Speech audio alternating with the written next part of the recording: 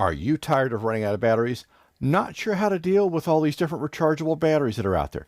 Stay tuned and I'll help you navigate that. Welcome to another edition of Tech Bites with Ron Nutter, your home for all things relating to smart home technology. In this episode, we're going to talk about dealing with rechargeable batteries in your smart home.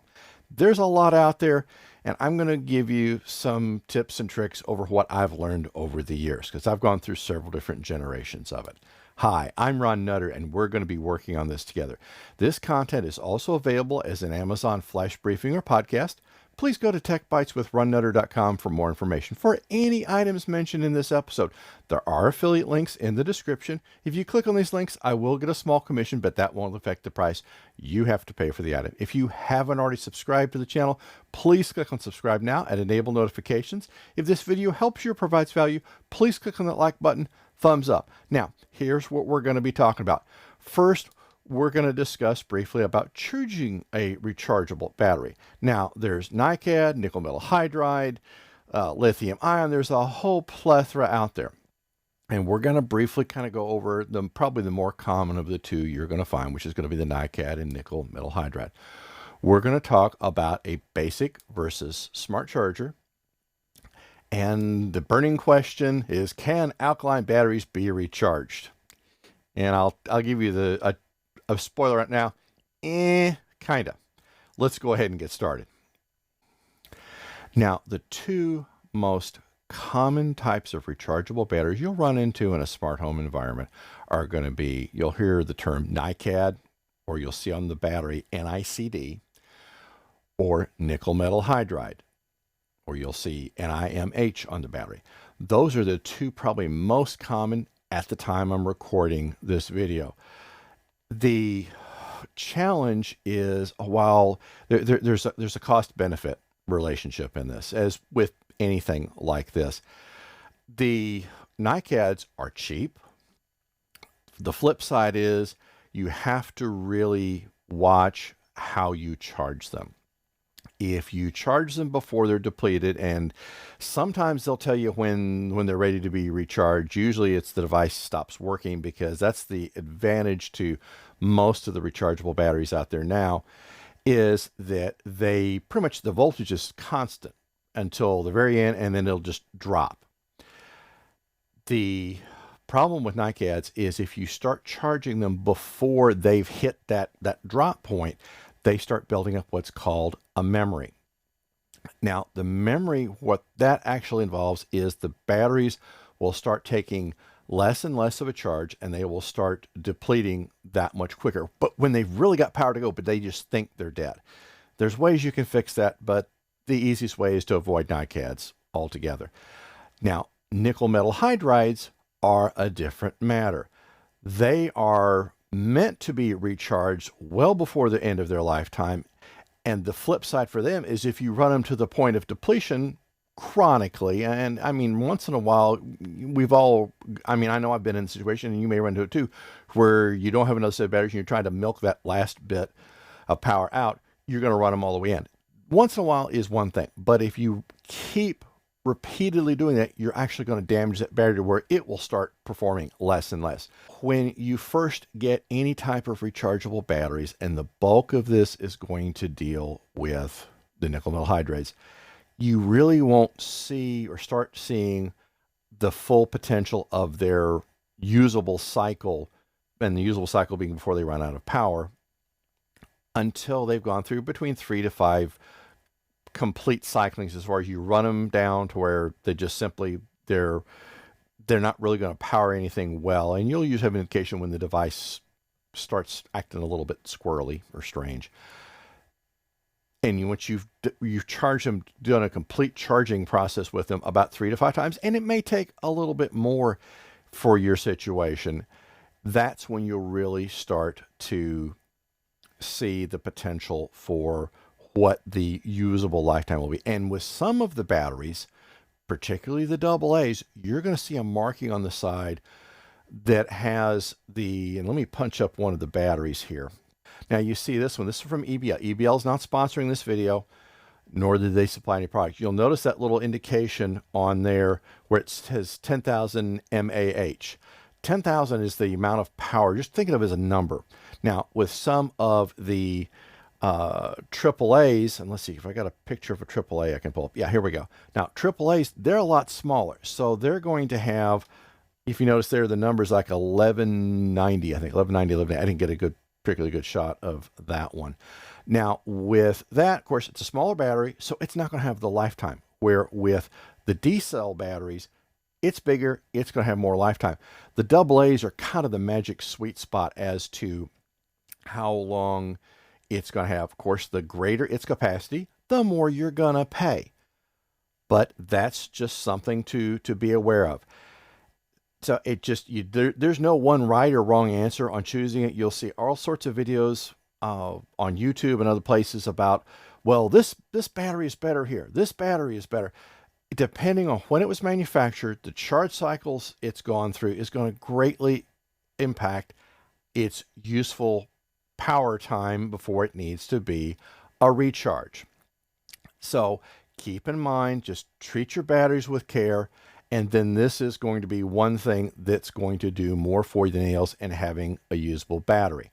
Now, as to the platform, you've already seen where I brought up the AA batteries, or AAAs rather, and then there's also the D batteries. Now, they're depending on the manufacturer. You're also going to find AA's, that's probably the most common, and then you will find C, possibly D. Those are not as prevalent with some manufacturers, and then the holy grail is going to be 9-volt. So that one is almost a specialty market, but from a smart home perspective, AAAs and AA's are probably what you're going to see used the most. So just keep in mind, and then always try to have, over time, you'll learn how often you need to change the batteries out as to planning, just having a freshly charged set ready to go in, or you're going to have something down for a while. The disadvantage on some of this is when you have a remote like this that uses a CR2032, I've not seen rechargeable batteries for those at this point. Now, I don't know that the technology may get there for a long time, if ever, because the problem will be is, can they put enough oomph inside the battery to make it last long enough to make it worthwhile? So that's going to be something to think about.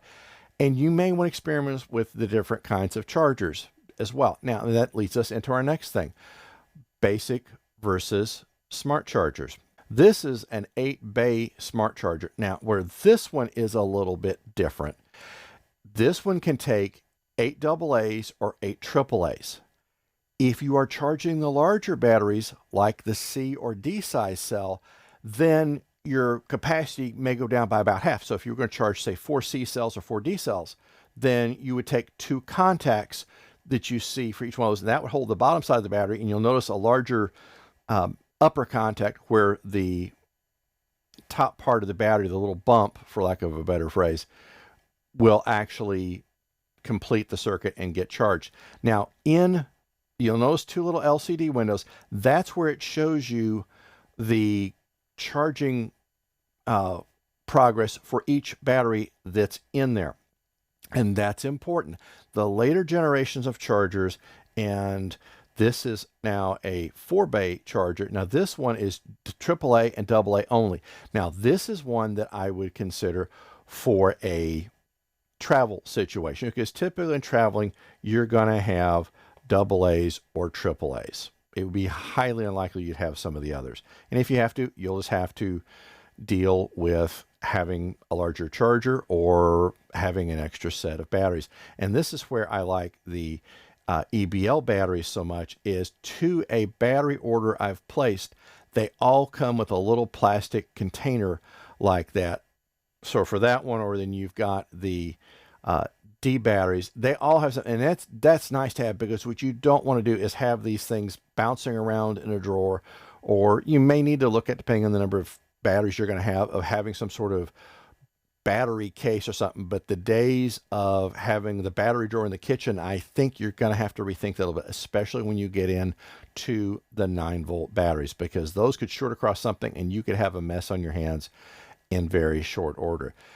The what I call the basic chargers are ones that only indication to give you is when the battery charging is complete. If there is an error condition with the process, you may not really get a good indication, and that's where the EBL chargers have the potential, and the indication is going to be on the far side of the display for each of those two displays. If there's a problem, it should warn you, there's a problem, and then hopefully flash that battery. I've yet to have a problem with the EBL side of things.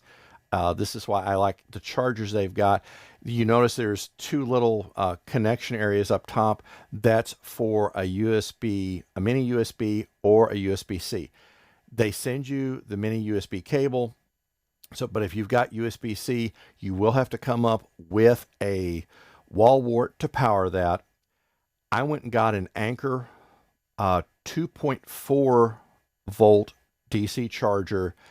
The nice thing with it, they tell you right in the specs for EBL that you're going to need one with at least a 2 amp rating. I went and got 2.4. I wanted to have a little bit more than what was needed, so that way I wouldn't have to worry about the charger just barely having enough, because I'd rather, it's the amperage is not the part I have to be most concerned about. I'm sorry, the voltage isn't what really is the main thing. It's the amperage. I wanted to make sure that, you know, that the EBL charger is only going to pull as much as it needs. So if I got a little bit more capacity there, that means the wall warts happen to work less to make everything happen. So just something to think about. We're going to talk briefly about can alkaline batteries be recharged? Well, before the days of alkaline batteries, there were chargers available that would charge the batteries. The alkaline batteries, pretty much to a manufacturer, they will tell you the official party line is no, they were not meant to be recharged. There are some chargers out there. Use those at your own risk, because I've looked at several different studies and graphs, and while alkalines have the potential for being recharged, their charge, the number of times they can be recharged, is going to be limited. If as they get older, it's possible that you may start having chemical leakage. So really, as a general rule, it's probably best that you not consider charging those, because that's just, I mean, yes, it's a cheaper battery, but you're getting what you pay for. I mean, certainly alkalines are handy. I use them as an emergency battery. If I happen to run out of rechargeables, then I usually have got some alkalines that I keep in the freezer so that I can have them for several years. Don't store the rechargeables in a freezer situation. That's something that I would not recommend, because they're going to have to come up a temperature and you have to treat them a little more gingerly. Now, again, that's just my opinion. So this hopefully, oh, and I forgot one more thing I need to show you here, and let's hit the magic buttons tester from EBL. Now, this one is different than some. Some you will see that have I'll get this down here a little bit. You will see that have a little needle that goes across. Well, that's fine. That's a good basic test. But the problem is, all of the battery testers I've seen that have that are actually pulling power from the very battery you're testing. So are you really getting a good indication here? Now, this one will do 9 volts here. Not all of them do. So what you have to do to get this working, and we'll flip this over, is you put a 9-volt battery here. Now, if you're not doing a lot of battery testing, and who of us may do that, except maybe around Christmas when the kids get new toys and you want to make sure that you got enough batteries. This is something where, with having this powered as independently of the battery, then you're actually getting a truer result of that battery's power at that point in time. So this is something to keep in mind. There is no one way of doing this. There are any number of manufacturers out there. I mean, I've used eneloop for years.